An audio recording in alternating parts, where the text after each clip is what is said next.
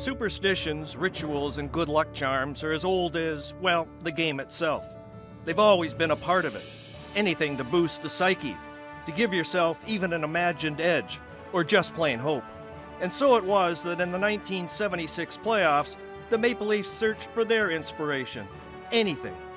They found it in pyramid power. Yes, pyramid power. It was the idea of Coach Red Kelly, whose daughter had suffered from severe headaches, but started sleeping with a small pyramid under her bed and soon after was cured. Kelly was looking for any way to help energize his team in a series against the two-time Stanley Cup champion Broad Street Bullies, who then Leafs owner Harold Ballard crazily predicted they would beat in 5 games. The Leafs were a formidable opponent for sure, with McDonald and Sittler up front, Turnbull and Salming on the blue line, and Tiger Williams there to provide some punch, literally. But the Flyers were really good and really tough. Kelly was convinced that pyramids were indeed a source of energy and strength, even if his players had their doubts. Whatever, the power of a good luck charm was clearly in evidence in the first 2 games in Philadelphia. It just wasn't theirs. Anthem singer Kate Smith and her rendition of God Bless America worked her magic again for the Flyers as they took a 2-0 series lead. So when the Leafs returned home, a desperate Kelly quietly hit a couple of pyramids under the bench and inside the dressing room. And the Leafs won both brawl-filled games.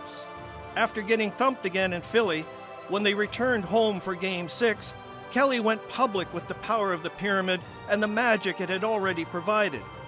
It was a move designed as much to distract the media as it was to give the Leafs something in which to believe.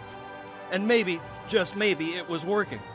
I had a 12-foot pyramid in the dressing room, and we couldn't win a game against Philadelphia during the year. All our players sat under that pyramid on a chair, 3 at a time. I remember sitting inside this pyramid with my sticks and my skates and my sweater. The last guy to sit under there was Tiger Williams, and he came out from under there and he said, "Thank God," he said, "I don't play for Philadelphia. I'd hate to have to sit under Kate Smith." In Game 6, energized by the pyramid, Sittler, who hadn't scored a goal in 8 previous games, tied a playoff record with 5 goals and an assist in an 8-5 victory. It was the miracle Kelly had promised.